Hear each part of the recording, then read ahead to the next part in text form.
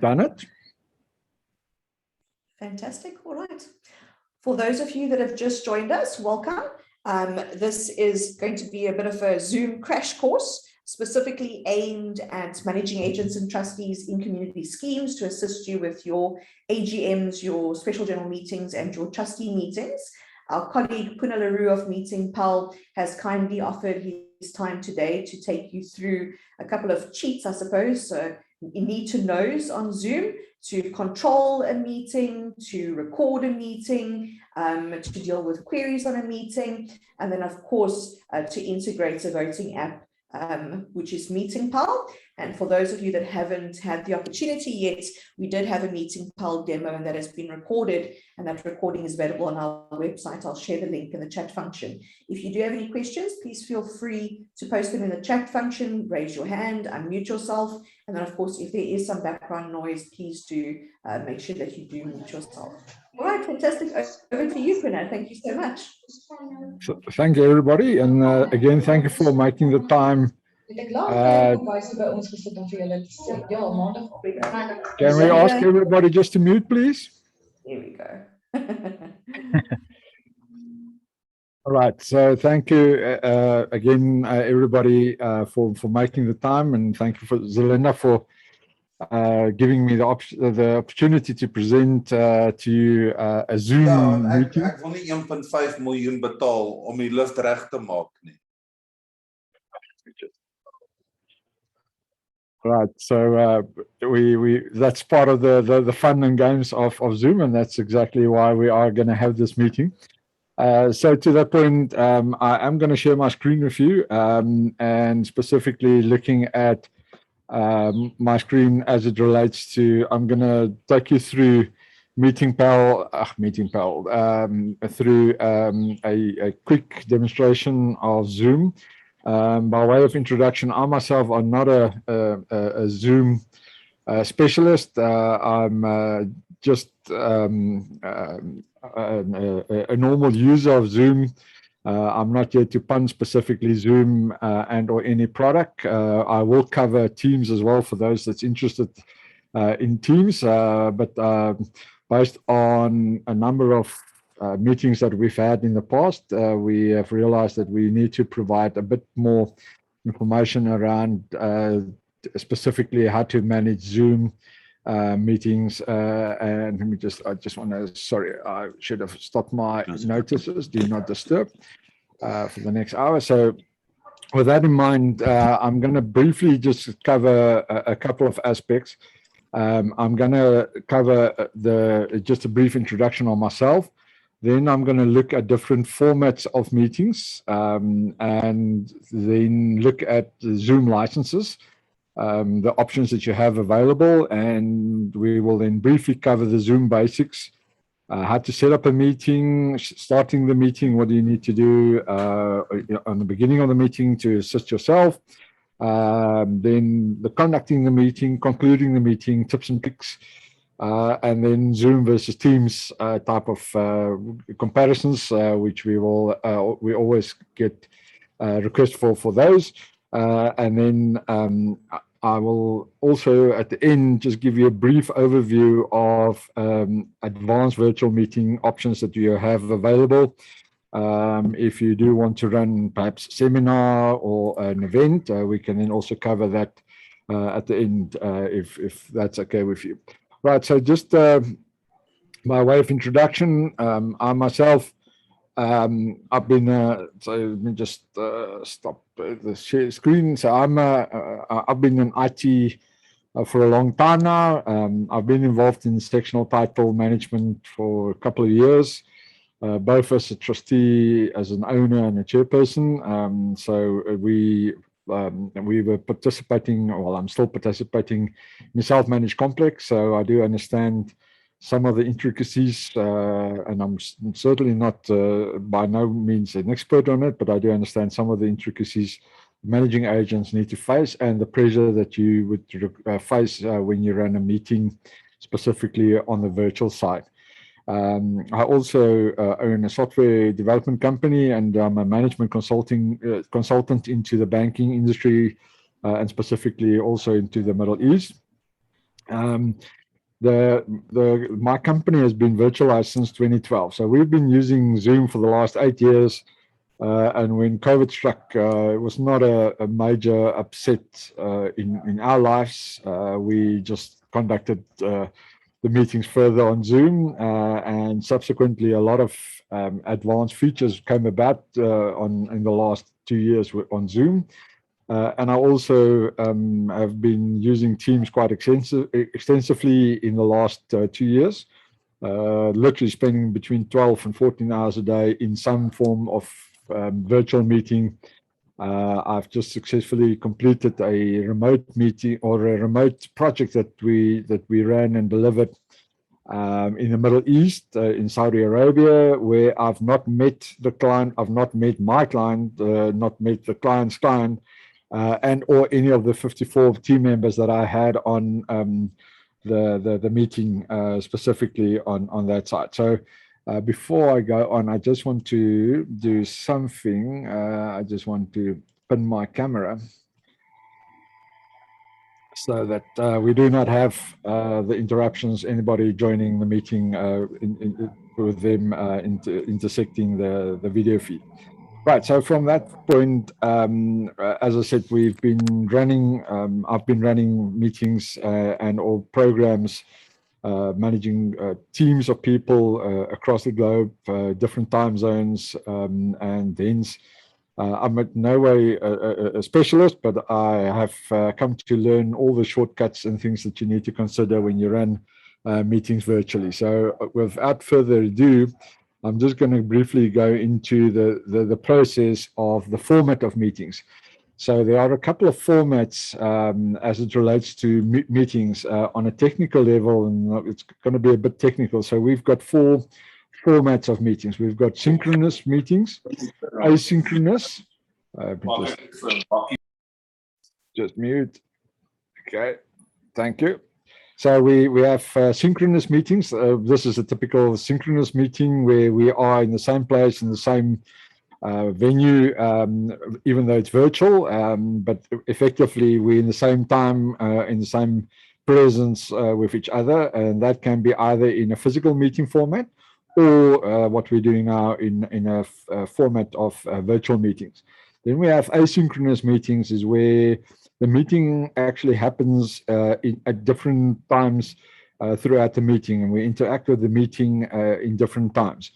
One of the aspects of what typically would use for that is where one would run a meeting as it relates to round robin decisions. That could be seen as an asynchronous meeting, where we will open the meeting and people will cast their votes as and when they come online over a period of 7 days or 30 days or whatever. So that could be an asynchronous meeting. We also have quite a number of asynchronous meetings as it relates to training and or lectures. We could have asynchronous meetings on that side where the lecture will be presented, especially on a global forum, and owners or students will participate at different times across the globe as they are available. So that would be an asynchronous meeting. And then we have the famous virtual meetings. The one we're now participating is where we are all in online presence. We are actually conducting the meeting, though it's synchronous in terms of the timing, and the time is happening at the same time. The meeting itself is based on a online presence only. And then lastly, we have hybrid meetings or in-person and virtual meetings. With the lockdown and COVID, I've been participating in a number of meetings this year already, where we were involved in a small venue where up to 80 people were in a room. And then based on that, we had to bring in some additional support from owners or through virtual cameras and virtual tools to bring in remote users and whatever. So the STSM Act do allow us to actually run meetings in a hybrid format where we will then have people or owners in presence in a physical meeting room, with the proviso that people can join via any other telephonic or video conference facility that will allow them to participate in the meeting. And on that, that's typically where one would have a mixed meeting where you can have then your address or the physical meeting and then people in presence across the globe in virtual meetings. So with that in mind, if I can then move on to typically Zoom and the Zoom licenses. As I say, I'm not an agent for Zoom. I'm just presenting. That was the ask specifically. So I don't know if everybody on the meeting is only using Zoom or looking at Zoom as an option.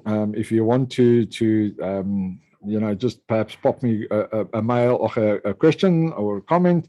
I can see that whether you are using Zoom. But over the last year, again, we've had lots of meetings on Teams, Zoom, Yelling, Skype, Google Hangouts, Slack calls, and so there are quite a number of virtual call meetings that one can run. And on that basis, the ask was specifically today just to focus a bit on how to run Zoom. So there are the free version, which allows you to run meetings on a free tier. The advantage of that is that you don't pay for it. The disadvantage is that you are restricted in terms of the duration that you can actually spend on a Zoom meeting and the number of meetings that you can have. And then, I mean, that's part of the allure is to get you in. The advantage of the free tiers, any of your participants do not need to have a paid for license on the free tier. So they can set up meetings and they can run meetings as long as it's not exceeding 40 minutes. If it exceeds the 40-minute threshold, then the plan is to move on to a pro or a business account. So the pro account is the one mostly used by the individuals and or managing agents that I've engaged with, which allows us to have meetings up to 100 participants. You can also have large meetings, so the add-on of a large meeting. However, that does cost extra money. So even though it is an option for you to have it available, it does cost money. So on a personal level, on MeetingPal side, we have a couple of meeting rooms.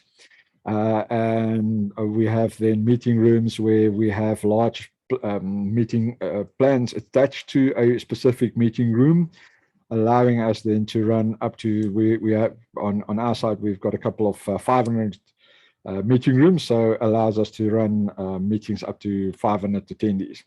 And then you can also then have a group meeting up to 30 hours and the recording up to a gig cloud storage. The advantage is that every user that you have and for every room that you sign up for, which will cost you $15 plus VAT in South Africa per month, the advantage is that your gig cloud storage will be combined. So effectively, if you've got, say, 10 licenses, you can then have 10 gigs of storage that you can share across your account. So that does help.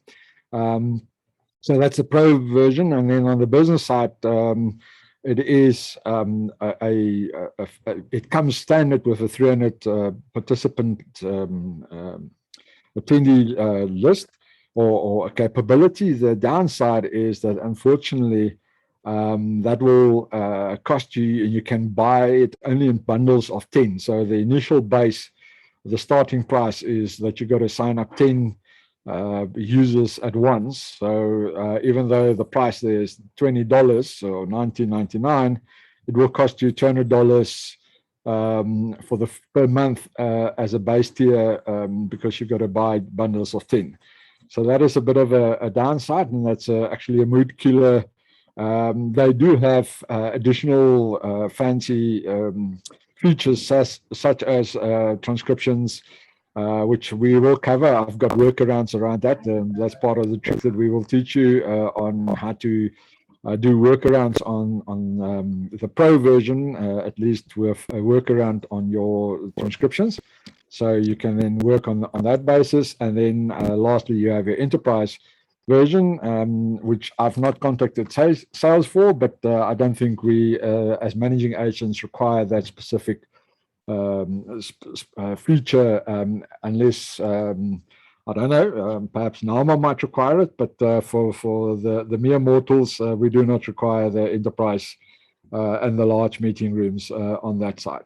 So if I then move on, and I'm going to step through this, one of the downsides, I'm just going to point it out, one of the downsides of Zoom and the type of training that I'm doing now is that when you start sharing your screen, you lose all your controls, and your participants won't be able to see the Zoom control. So for me to show you what's happening at the back end of Zoom, I might cause a bit of unease, queasiness in terms of how I portray the image just now. So before we get there, I'm just giving you fair warning that it is going to be an interesting view that you'll see just now. But effectively, the basics are, in terms of Zoom, is we talk about hosts, where we have the host are the person that creates the meeting, and based on the plans and the number of hosts that you would have. The host will also be the person that controls the meeting in terms of allowing people into the meeting, into the rooms, create breakout rooms by spinning off, especially in training. That's a nice feature. If you run training sessions, you can spin off groups of participants into a breakout room so that they can participate and discuss stuff, and you can then control them as the host. But the principle behind the host is that they will control the participants. They will also be the only ones that will be able to set up recordings, and all they can, when we go to co-host, we can then assign co-hosts. So typically, if you look at the list of participants, you'll see that I'm the host and Zelinda is a co-host. And I'll explain to you exactly why we do suggest and recommend using co-host. But I'll show you how to set up a co-host just now in a minute. So that's a person that will be supporting you. Then we will have your participants that will specifically be participating in the meeting, like all the managing agents and all the guests joining us today. And then optionally, I always recommend, especially because if it's a Zoom meeting, okay, your video to have. So optionally, we also have the ability to, or the request is that you have an assistant just to support you at the back end, and I'll get into that. So the problem that you will face is when you run large corporate or large AGMs, or in any AGM, you are already under a bit of pressure as it relates to difficult owners, difficult environments, new era, and all specific uncertainty in terms of how to manage and or use Zoom, let alone in terms of the remote voting and that you need to participate in on AGMs and or AGMs. But for that reason, we recommend that you have an assistant to assist you with the specific back end of managing of Zoom. And please, if there are any questions, I'm stepping through it, but I think as we now get into the detail is where we are going to get into questions, but please just interrupt me. So on the... I'm going to interrupt you for a second. People would have noticed that as people are joining, and if they're saying something that is distracting, or they come onto the screen. So when I set this meeting up as the original host, I did that intentionally. You do have the option of, when you're setting up a meeting, and I'm sure you're going to deal with that in a minute or two, is to actually mute everybody when they come on. And I specifically didn't mute everybody, firstly, because when I start a presentation, I like everyone to be able to say hello to each other. But I wanted to prove that if you had somebody like Poena said, to assist you or to co-host, that person can control the attendees and of course mute people as necessary. So that was intentional, but you can see if you don't have somebody to assist you, how irritating that could be, having to every 2 seconds stop and mute somebody or find them and mute them. So just a little bit of an admin thing on my side. And when you ask the question about the platforms, the majority of people that responded are using Zoom. Some have Teams, but a lot of them have Teams but haven't used it yet. So that's the only two that we've ventured into. Thank you. All right, so if we then move on, thank you, Zelinda. If I move on, sorry, I'm on the wrong screen there. So on setting up of a Zoom meeting, so typically one would schedule the meeting from Zoom. There's an option for you to schedule it from Zoom, and I'll show it to you just now.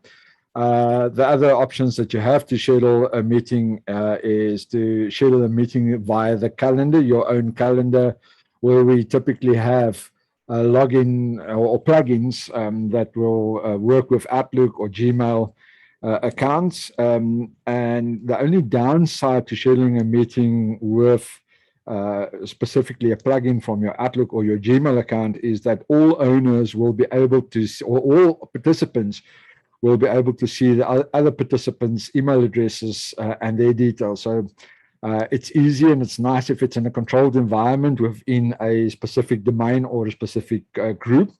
So that is one of the downsides that you need to take into consideration, and I'll share with you how we set up the meeting invites from a calendar. I'll also show you how to do that with a specific email link, and then lastly with a registration link like Zelinda and them have been doing, with a registration link that allows you to register. And then you can also set it up that only registered participants can join the meeting. So we'll get into the detail there just now. So Tennis, yes, you don't need to be hosts and or attendees don't need to be paying registered users of Zoom. It is only the host that needs to be a registered user of Zoom for you to use that. So if I'm going to step into the details, so what I want to do is now is specifically then move on and just make sure that I clear out that screen where I've had that a bit of a. So what I'm going to do is I'm going to switch my screen to this specific screen, and I'm sure you can see it. Yes. So this is typically where we've joined the Zoom. That's not the one I want. So what I want is, I want just to go to zoom.us.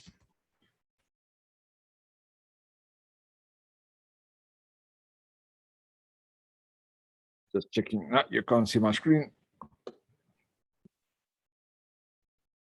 Okay, I'm going to share a different screen. Apologies for that. That's part of the issues starting up Zoom. So what I'm doing is, perhaps just as a way of introduction, is I am running Zoom, and above that, what I'm doing is I'm not sharing my screen. I'm effectively only using my camera to control which screens I'm displaying to the front end. But for now, I'm going to share my screen. So I'm just going to pop across onto Zoom. And then from there, I'll share my screen. If I can just get it up to the point where I can share my screen. So I am going to share specifically the screen as it relates to Zoom. When you sign into your account, and I'm signing in on one of my accounts. Just checking, you can see my screen? Perfect. All right. Yes. So on scheduling a meeting, what you can do is you can typically go and set up a meeting by just scheduling the meeting, clicking on scheduling a meeting, where you can give it a topic, a Zoom demo, and you can give it a description, when you want it to happen, the duration, whether it's a recurring meeting, whether registration is required, as I discussed, where we have registration requirements. Typically, what Zelena was referring, or what they were using, TVDM we're using, is where you've got a registration requirement. So if you click that, You can then set up the template, and there are some questions that you can then pose on the registration. Like typically what Zelina would be asking you is when you clicked on the TVDM link, the questions was for you to then identify yourself and allow that. So that is on the registration. You can use a general or a automatically generated meeting code, or you can use a personal meeting code. So in my case, I'm using a personal meeting code. So I prefer to use my own personal meeting code so that I can reference it and always use it. When I send out a link in advance, I can send out that link because it's a personal meeting link, and I can then control who comes into the meeting. So this is one of the important differentiations that you need to take into consideration. Is if you schedule a meeting and you then have a automatically generated code, every time that you have a meeting, there will be a new code. Now, from a security point of view, that is the better way of doing it. But I personally prefer to use my own meeting room and control the attendees as they come in and evict them on that basis. For the simple reason that I then have my personal meeting link ID that I can always use when I set up a meeting. So if I set up a personal meeting, so I can then from there generate my own passcodes and codes that I can easily remember and easily provide to customers or participants when they join the meeting. And that's the difference between the two. So the one is there will be a link that will be generated by Zoom.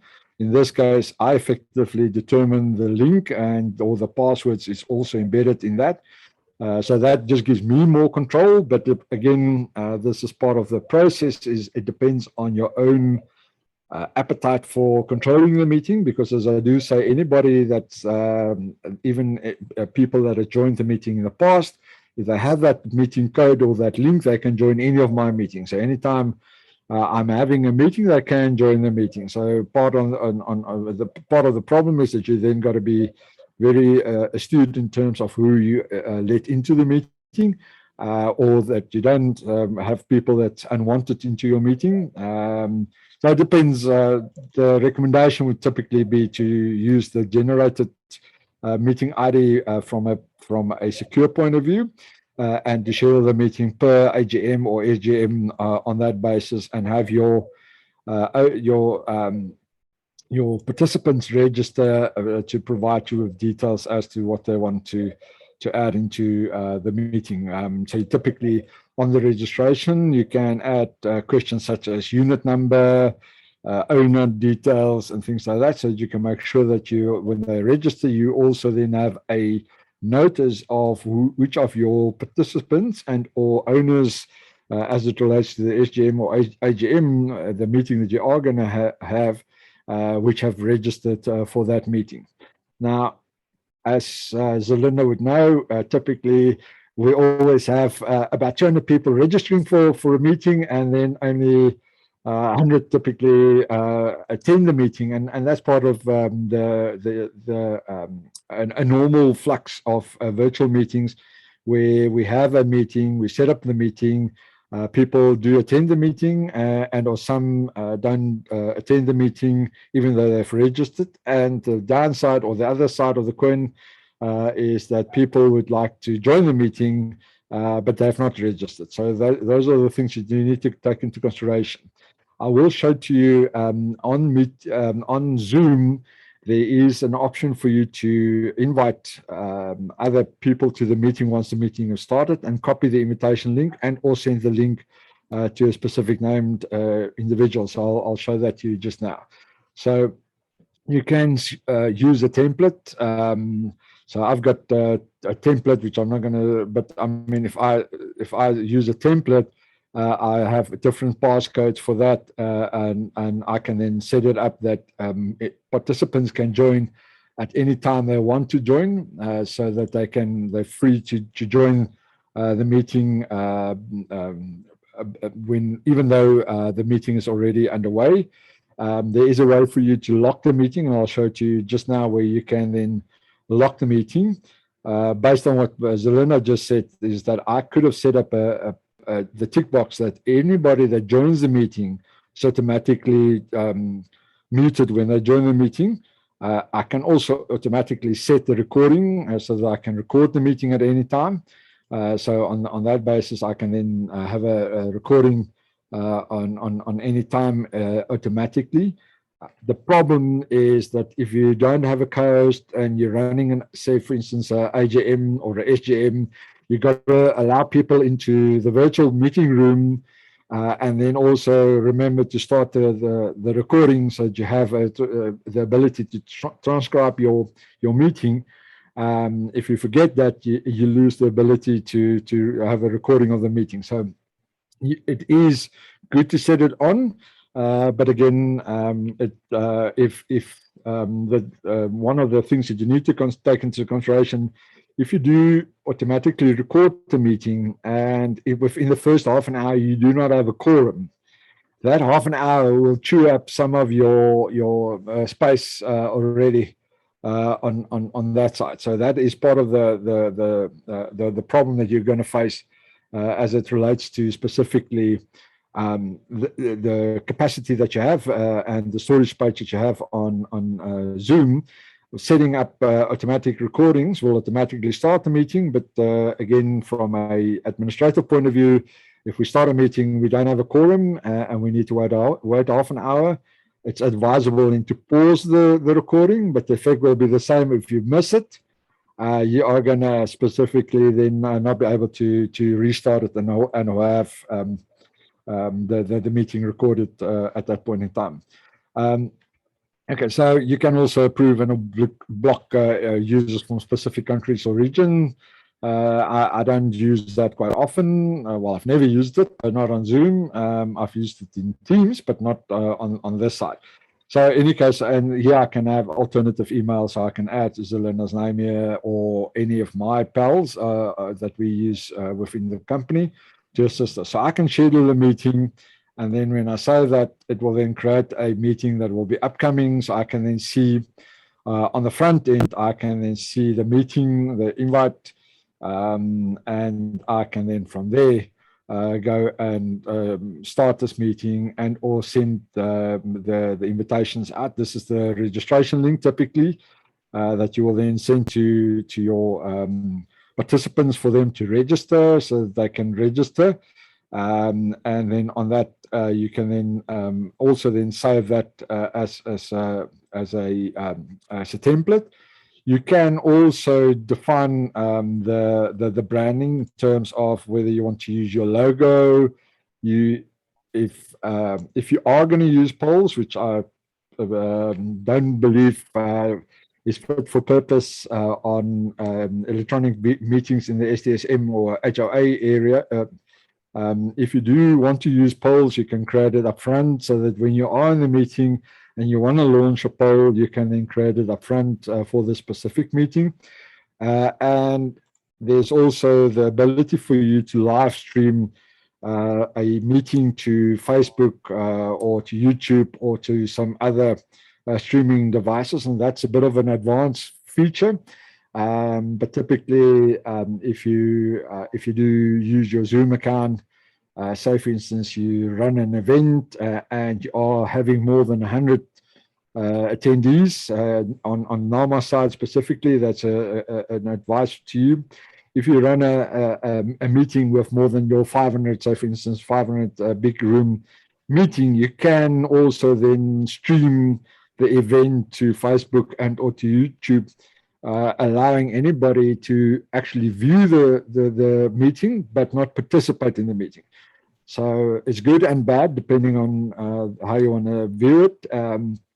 I've done it successfully in the past for funerals where we ran funerals with 100 meeting room, and then we would stream the rest to a YouTube account for people to participate on the funeral without being forced into a position where we need to buy a bigger meeting package if you like. So that's the one side of it. So you can schedule meetings automatically and you can then start it, copy it, and define the principle behind that.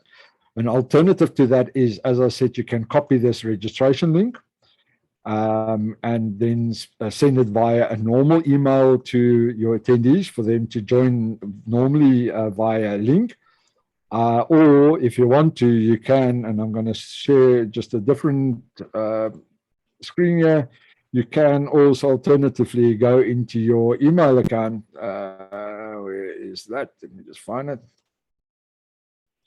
So I'm in my email account, and on my email account, if I go to my calendar and I create a new meeting, when I schedule the meeting demo, and I can then specifically add my invitees.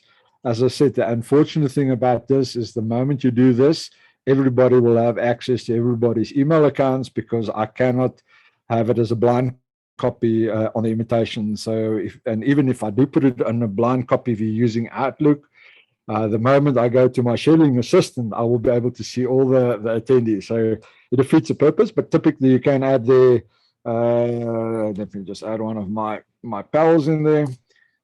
So I'll add somebody, and then I can then go and say which specific email or Zoom account or electronic platform I want to use. As you can see, we do use quite a number of them, ranging from Google Hangouts, GoToMeeting, and or Zoom. So if I go and I say I want to go for Zoom, what it will do is we'll actually create this piece in your email body. So this piece is a very important piece for you. That is actually the piece that will contain the link into the email from which I can join from the diary and join the meeting. So what you should not do is do not type anything in between the equal to and equal at the end. So if you want to add any text, you've got to add it in front of that. If you add it in between, it's fine, but don't add it in between any of these. If you add it in there, it breaks the link. So then the people that you send the invite to will not be able to join. So that's just a practical point that you need to take into consideration. I'm using, I'm on a Mac, so I don't use Outlook, unfortunately. Unfortunately, on the Mac, it's a bit of an interesting story, but that's for another day. So I can then send the invite, and then it will create the invite for me on my site. And then if I click it, I can then see there's the Zoom link embedded in the invitation. So from that point of view, I'll be able to actually join the meeting and get into the meeting on that side. So those are the options that you have when you share. Let me just stop the sharing. So that's the options that you have when you set up and schedule a meeting on that basis. So I see I'm running out of time. I thought I'm going to have to let me just go through this one. So I'm going to share my camera again and just go there.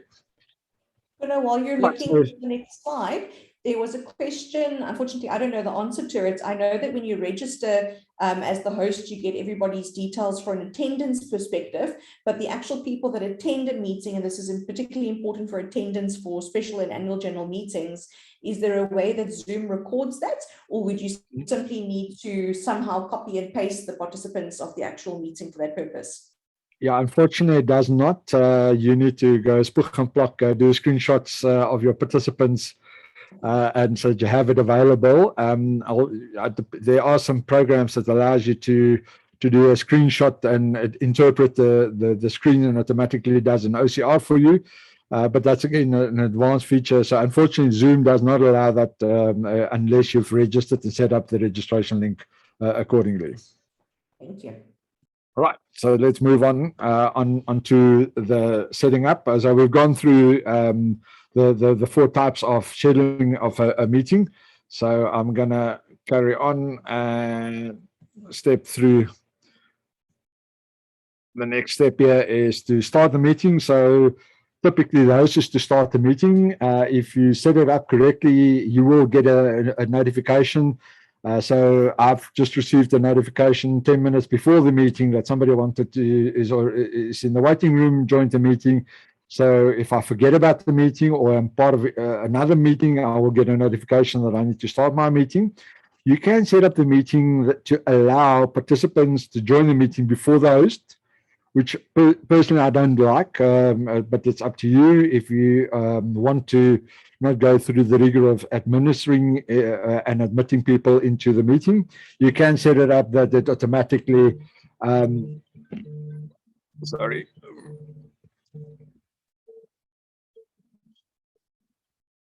Now I've done screenshots of my phone, but in any case, so you can start it so that they can start before you. Personally, I like to have a meeting room so that I have control as to when I open the meeting and bring people into the meeting. So as not to have a disruptive meeting, especially if you're running AGM and SGMs. It's like that huddle pools before the meeting. The guys psych them up themselves up before the meeting. So that's just part of the virtual meeting. I prefer to run it that way. You will then allow the participants into the meeting. You will assign the co-host. It's optional, but I recommend running a co-host, even if it's just one of the trustees and or directors of the HOA.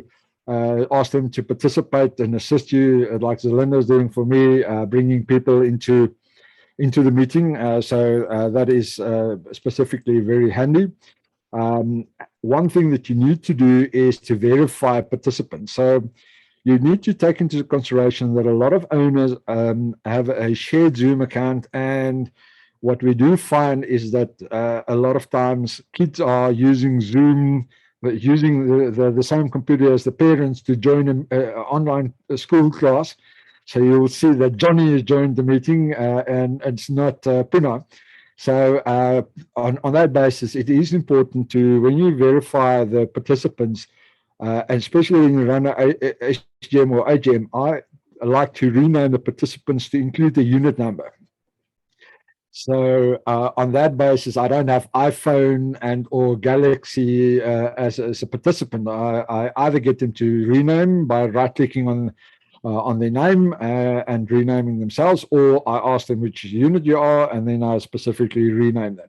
That also allows me to make sure that I can comply to the Act in terms of validating and complying, that I know that who, because effectively it's a members meeting, it's a closed meeting. I then have the ability to evict non-invited attendees or people that should not be in the meeting. I evicted a new managing agent that I did not know was going to join the meeting. The old managing agent, the outgoing managing agent that let me know the other day. So I evicted the new incoming managing agent, highly upset about it, but they did not respond to either identifying themselves from iPhone. So I just went like, sorry, I don't want you in the room, and I kicked them out. So, but you have the ability, and you need to apply the verification of the participants. I strongly recommend also that you have a slide deck, especially if we mute everybody and bring everybody initially into the meeting room, so that you can then. Marion, I'll show you how to do a log just now on the tips and tricks. So don't worry, we'll have a workaround around that. So on the welcome deck, it is important for us to have a welcome deck where we run through a deck where we just typically would show to people, the meeting is going to start soon. We're just waiting for the quorum. In the meantime, mute yourself, the do's and don'ts. I've got a deck on that I'll share with you afterwards. As I say, I'm running a bit out of time. So in that regard, I don't want to spend too much time on showing a deck that I've prepared, but I can share it with Zelinda to share with you all in terms of, just so that you set the scene, where do the people need to register, how are you going to conduct the voting, the house rules as it relates to specifically the meeting itself, who's going to chair the meeting.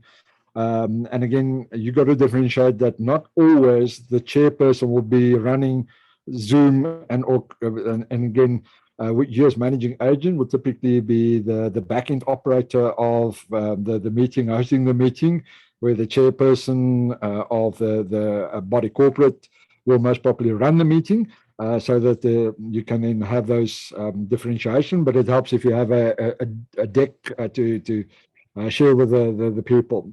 So one of the when you start the meeting, to allow people issue, what I've done typically is, and I'm gonna try and share my screen, which might be making you nauseous. So apologies for that ripple effect. But that's just unfortunately, if because, as I said, Zoom hides the specific. So let me just turn off chats and participants so that I can just have a bigger screen. Where is Zoom now? So what I'm doing, that's too big. What I'm doing is I'm just showing you at the bottom end, just focus at the bottom end in terms of the aspects that you have available, so that on your when you have no, sorry, I need to put up my participants. So I have the ability to actually, where is this one? Oh man, no, it's not working. So as I say, unfortunately, you don't see the controls. So let me just start the. So I can on the side here, I can also rename participants, and I can make participants co-hosts. So if I go to and I can search for Lamise, let me say, if I typically wanted to make a Lamise also co-host, I could have made a co-host. I could have allowed her to also record the meeting. Furthermore, I can put her in a waiting room. So if people are naughty, you can drop them out of the meeting and bring them back into the meeting, or you can totally remove and report them to Zoom, which will allow them not to join the meeting. You can also have a setting on your Zoom setup where you can either allow people to rejoin the meeting, or once you've evicted them, you don't allow them to come back into the meeting. So those are the options that you have in the meeting. And then at the bottom end here, you also have a whole host of security where you can allow participants to share their screen, allow them to chat to each other, allow them to rename themselves or unmute themselves. So once you've muted everybody, you do have the ability to unmute, to allow people not to unmute themselves, where the host is the only person that can unmute people. So that's also good if you're running a large meeting, where you can then set up a meeting and mute everybody, set them to be muted, and not allow them to unmute themselves unless you as the host allow them to unmute themselves, where they would then have to raise their hand and have a response saying they want to raise their hand, they want to be participating on a specific matter. So you can also remove a participant, or you can suspend the activities, like typically unmuting themselves, participating, doing screen share, and things like that. So let me just move this out again so that I don't make anybody too seasick in the process. But unfortunately, as I say, Zoom hides all the specific controls, and for me to display the controls, I had to display it through a very interesting scenario for you on that basis. So that is typically the back-end controls that you have. One control that I've mentioned also is what you've seen is I have spotlighted or pinned my camera so that any other participant, even if they're talking, they are not taking over the camera on that basis. You can also spotlight some additional participants. So, for instance, you have a panel discussion that you don't need to use specifically webinars. You can then go and specifically set up a specific number of owners and spotlight them so that they are part of, and they will always be in the front and center, and you can, when they talk, they will be accessible and seen by everybody. So that's another way of working around the webinars. So you don't need to spend a lot of time on specifically.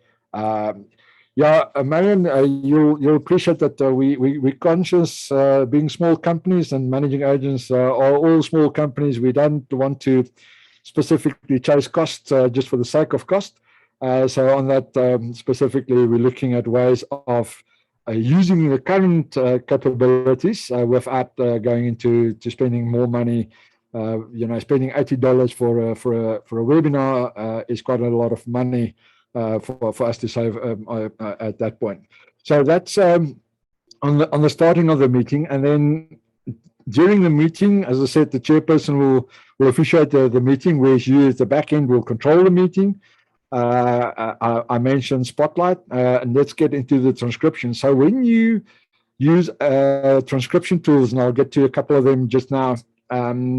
If you are on a, sorry, I don't want to jump the gun, so I'll get into this transcription now. So you can Spotlight, and you can also transcribe a meeting. So the transcribe tools work rather well if you set your language to Australian. The Afrikaans E's and R's are a bit of a problem for them. The transcriptions are hilarious if you look at some of the transcriptions that comes out, but you can transcribe the whole meeting electronically, and then you can then from there just go through a process of just correcting the specific words that were incorrectly interpreted. You can present documents like what I'm doing here. And I always suggest that you at least present the agenda at minimum. Keep your participants engaged in your SGM or AGM so they know where they are in the meeting. You can also present other documents such as photos if there's a specific project that you want to drive. What I do suggest is not to present your screen when voting happens, so that you do not influence and or be deemed to be influencing anybody in casting their votes. Seeing that everybody's saying yes, you don't want to be the odd one out saying no.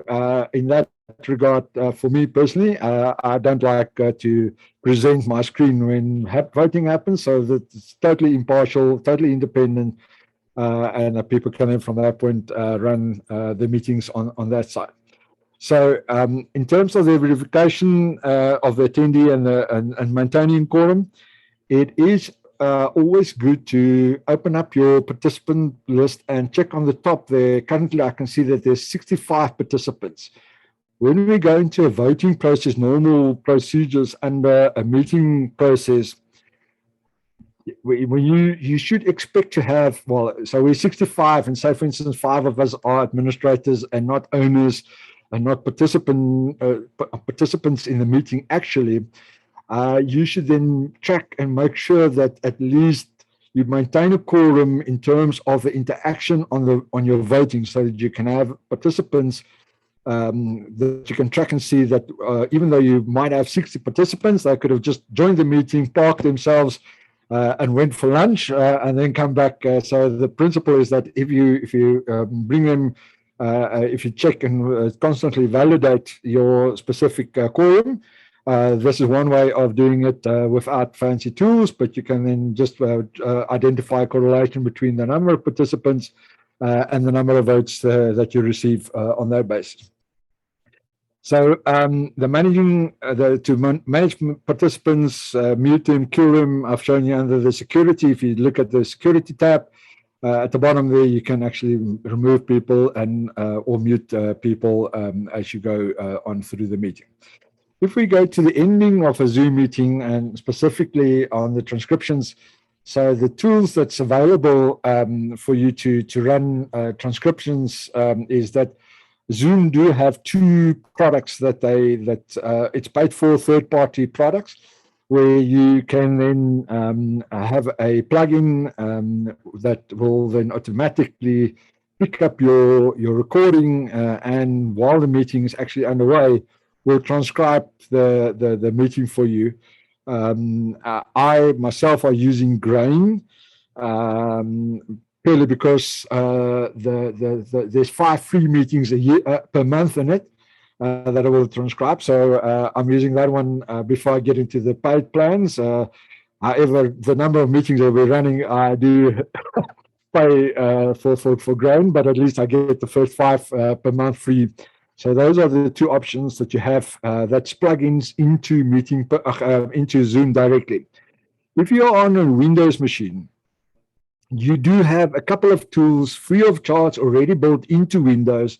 The one is called the dictation tool.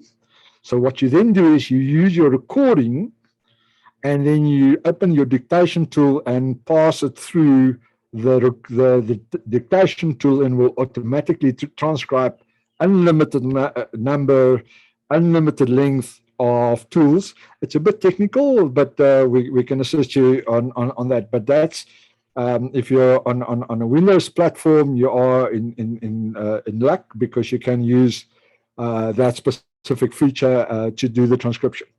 Back to the attendance list. If you're using Grain and or Otter, they do pick up the attendance list. So they will have a full list of the attendees, and they will also know who spoke when, so they can show you that. So that's why they do pick up the full attendance list. As I say, if you use the free plan, you're entitled to 5 a month, which doesn't seem like a lot, but if you have 5 at least for a start to use for free, it does allow you to start that. But that will then also pick up an attendance list for you to be working on. So, and then lastly, once you've completed your Zoom meeting, you need to manage your recordings. As stated earlier on, you've got a gig. If you're on a paid plan, you have Marion. The name of the app is on the screen. Dictation tools under Windows. There's a app on Windows, dictation tools. You can just use that. And then also, as I say, I prefer to use plugins that's already automated and I use Grain on that side. So. On your downloads of your recordings, you got to download your recordings daily, especially because you've only got a gig worth of storage space. Some meetings, I've had meetings run for 4 to 6 hours. Then you can easily use all your credits and your storage space. So I have a habit of daily going into my Zoom account and downloading it from my account and storing it onto my Dropbox. So a question, or the one thing that you can do is you can download the recording automatically and set the recording not to record in the cloud, but to record on your PC directly. The risk that you have with that is if you do lose connection, then you lose the recording up to that point. Hence, I personally prefer to run it into the cloud. And after the meeting, once the recording is available, I just download everything and then delete it from the cloud so that I have it available to myself. So that's the back end administration of activities that you need to consider when you end a Zoom meeting. So tips and tricks. I've mentioned the ability to use on a Windows machine, use dictation tools so that you can run that. Then I know it is fairly expensive to have a second screen, but I highly recommend to have a second screen so that on the one screen you can have your Zoom, you can participate, and you can actually see what's happening in Zoom, track your attendance, track your chats. Whilst on the other screen, you can have your presentations, your voting, and your Excel spreadsheets to maintain quorums and whatever, that you have that on a second screen. It just makes life so much easier. But as I say, I do understand that forking out an initial investment of a second screen, but you don't need to go top end. You're not gamers, so you don't need to go for the highest latency or the so the principle is go for just an ordinary second screen, so you can just have a second display on to which you can drag and drop your devices. I mean, you've seen what I've done is on my side, I can move my agenda in and out on the screen that I'm presenting back into without losing focus on it and on that side. So I do suggest that. I do also suggest that you use audio and video recordings and or that you download the recordings.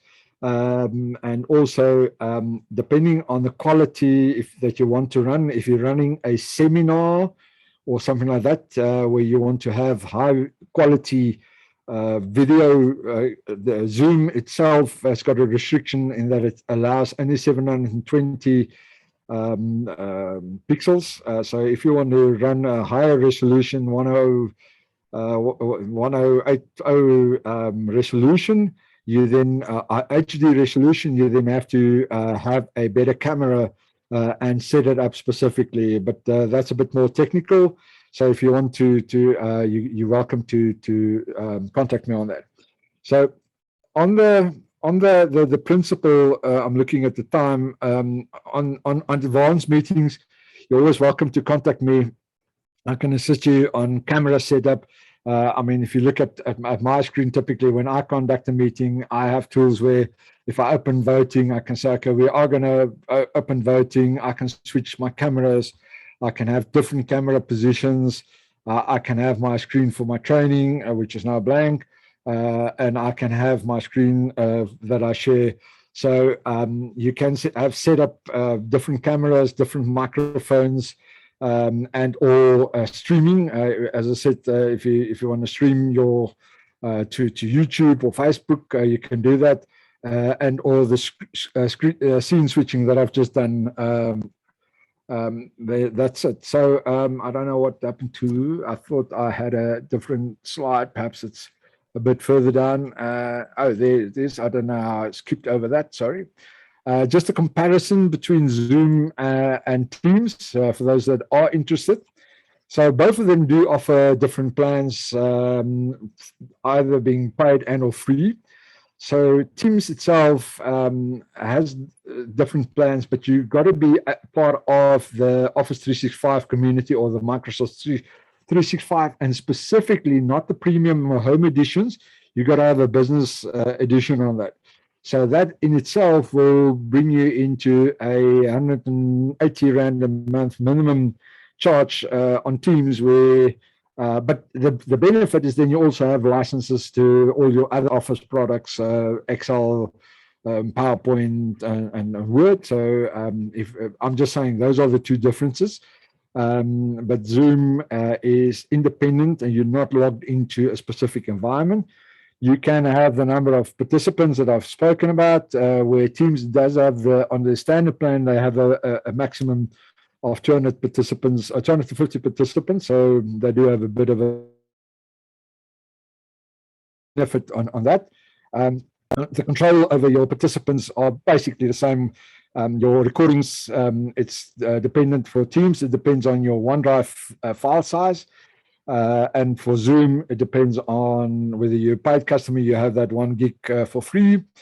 Transcription, as I say, there are third-party transcription tools. It is built into Teams, so you have the ability to automatically transcribe the ability or the meetings on that side. Domains are if you run Zoom across different companies, we call them domains. You do not have a problem where the domains are actually competing with each other. The problem with Teams is that every corporate instance would set up their own security and all their own rules, allowing people from the outside in or not in, and. So it can be a bit finicky, and you might require IT support. So you just got to keep that into account. And then on security, there's been a lot of about Zoom's security. I believe that they've sorted out most of their security in the last 18 months. And what I personally like about the security, as the host, and when I set up the meeting, I determine the security controls. Whereas with Zoom, those are determined by the corporate IT guys, and the standards are then perhaps not allowing us to participate in a specific format. So those are the two differences on that. So that's a very, very brief, and I thought it's going to, I'm going to battle to go through an hour, but I've gone through an hour in no time. If there are any questions, I'm happy to answer them now. Oh, thank you, Poena. We had 1 or 2 questions between Lamise and I. We managed to answer most of them. There was one question that I experienced on Microsoft Teams, and the person that asked it, Annie, said that she experiences with Zoom. She says her computer often crashes during a Zoom meeting. Is it because too many programs are open or the computer overheats? Are there too many participants on the meeting? Apparently, it doesn't happen when there's just a few people on a meeting. Do you know anything about that? I know my computer comes to a standstill with Microsoft Teams. So I've got a MacBook, yeah, sorry. I was just about to say, I've not heard about that happening on Zoom. It's notorious for Zoom, for Teams to have a bit of a bandwidth issue, and on that basis, but it most probably could be, and I don't know, now it becomes a platform. Is it on Windows or on a Mac machine? It could be that they're running out of memory and they don't have enough memory. Windows. So yeah, it could be that you're running out of memory on your specific machine, and that will then cause it to close down. Or it could be some background operations that start up at a certain time. Your antivirus could kick in and things like that, and that will certainly also provide you with a bit of a problem on that side.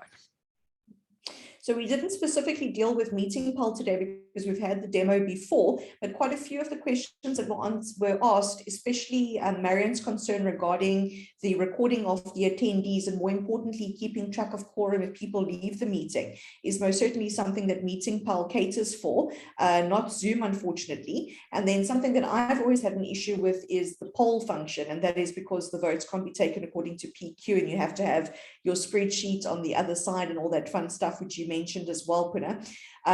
So, you know, although Zoom, like Microsoft Teams and all the others, are great for putting people in the same room together, there is still a lot of you know, checklists that need to be complied with from a sectional title perspective, and that's obviously where MeetingPal comes into play. So I really do encourage those of you that weren't part of that presentation to follow the link that I put on the chat function to go and have a look at the demo of that.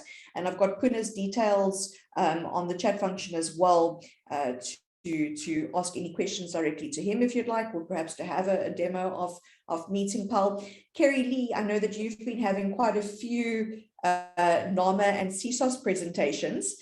Is there anything specific that we didn't deal with that you'd like to chat about, or you know, examples that you'd like to mention? I know that Kerry Lee has just recently introduced Zoom to NAMA. And of course, when we have that many people attending a meeting, you want to make sure that you have all your ducks in a row. Do you have anything that you'd like to ask specifically? Yeah, so I think that was very helpful. Lisbeth and I were like chatting here and there just amongst ourselves while we were watching. So we still struggle with the very basics. So like, for example, we're not sure where to find co-hosts. And for example, yesterday, how do you go back? Like, so yesterday I pushed a button by mistake and I couldn't get back to my screens. So I find just the general the navigation to be quite a little bit of a challenge. Leslie, is there anything else specifically? Yeah, I think the co-host for us is the challenging thing now. We've been handing over host, but then we lose control. So yeah, perhaps that's our biggest. Kerry, I'm gonna again share my screen with the effect of. Can you see my screen? We can see you. Oh, sorry. I just need to do this. Sorry. Okay. So now we're back into that horrible view. Just focus on the right here. Just so if I specifically want, I'm gonna make you co. So if I look up for Kerry. And I do that, and I go to more. So you just click on the name. So I've searched for your name, and I go to more, and then I can go make co-host. So then you don't lose control from your side. You are still the host, but I can make you co-host. And what will happen is the moment I make you co-host, I'll get a pop-up saying that Kerry is now co-host. And if we go to the top here, you will see the list that I have on my side is I'm the host, I have you as a co-host, and I have Zelinda as a co-host as well. And from there, if I want to remove you, I can withdraw your co-host permissions, and I can then remove you from that position as well. So it's under the participants list. on the more, you get the drop down, and from there you can either add spotlight. What I've done when Zillian and I were talking, I added both of us as spotlights, or if you want to run a webinar in inverted commas, you can spotlight the people to be part of that grouping and the panels, so that their videos will remain forefront, and then the rest will be in your gallery view, so that you can then have them only as your spotlight. So that's specifically how you would do it on that side. Carrie, Okay.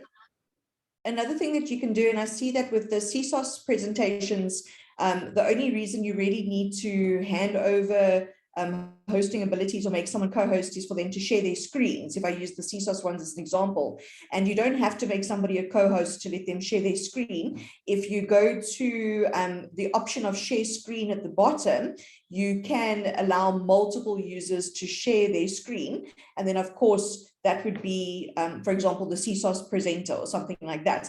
Then at least as a presenter, they don't get distracted with people coming into the meeting room or leaving the meeting room. That's much nicer if you've got somebody else that's not talking that can actually assist you with that process. So from your guys' perspective, maybe just to have a look at that, allowing them to share their screen versus making them a co-host. Yeah. Oh, thanks. Yes, that's great. And then just also, I know Poena touched on it, the recording to the cloud.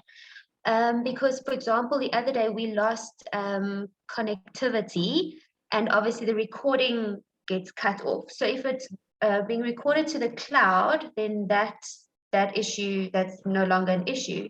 Did I understand that right?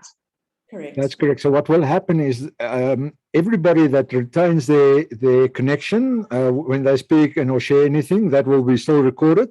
You yourself, when you drop out and you reconnect, you can just carry on, and so the cloud retains everybody's connection, whereas you as the host and you record it onto your machine, the moment you lose connection, it stops the recording. Okay, thanks. That's also a nice feature. And you have that option the moment you start recording, whether or not you want to record it to the computer or record to the cloud. But because Poena said you need to clear out the cloud every now and then from a space perspective, you can maybe do a little bit of both, recording on your computer and the cloud, or just delete meetings, really. Okay, thank you. All right. Do we have any other questions? We've got quite a few comments. Thank you very much, Poena, the most informative. Didn't know that Zoom can do this much. Clear explanations. That's fantastic. And then, of course, we've got the issue about owners that are not computer literate or don't even have a computer. I have a computer, I'm not computer literate, but I can imagine that you do still have owners in schemes that don't have computers. Of course, from a voting perspective, your app is great because it works on a phone versus a computer, but obviously to attend a meeting is something completely different. So if you know of anybody that doesn't have a computer, recommend to their family or friends to buy them one for Christmas and get them up on Zoom and remote attendance. Marion commented hybrid meetings are the solution, most definitely. And of course, when people feel more comfortable to attend a meeting physically, they can most definitely do so and deal with all the voting and things like that in a hybrid fashion as well. Any other questions, ladies and gents? All right. On that note, Poena, thank you so much for your time. I really am very, very happy to work with you and MeetingPal, and I'm sure that people have learned something today. I know that I have. You taught me about pinning the other day, which I'm still very excited to try out. And then, of course, the recordings. I didn't know that if you lose connection, your recording disappears. So that's something that I'm going to keep in the back of my mind as well. Thank you very much. Ladies and gents, the recording of the session is going to be made available on our website. That will be in the next couple of days. And then, of course, if you've got any questions, you're more than welcome to send them through to Poena directly or to myself. Our details have been put on the chat function. And on that note, have a lovely afternoon further. Keep well, and we'll see you next time. Thank you, everybody. Bye-bye. Thank you. Thanks so much. Thank you very much.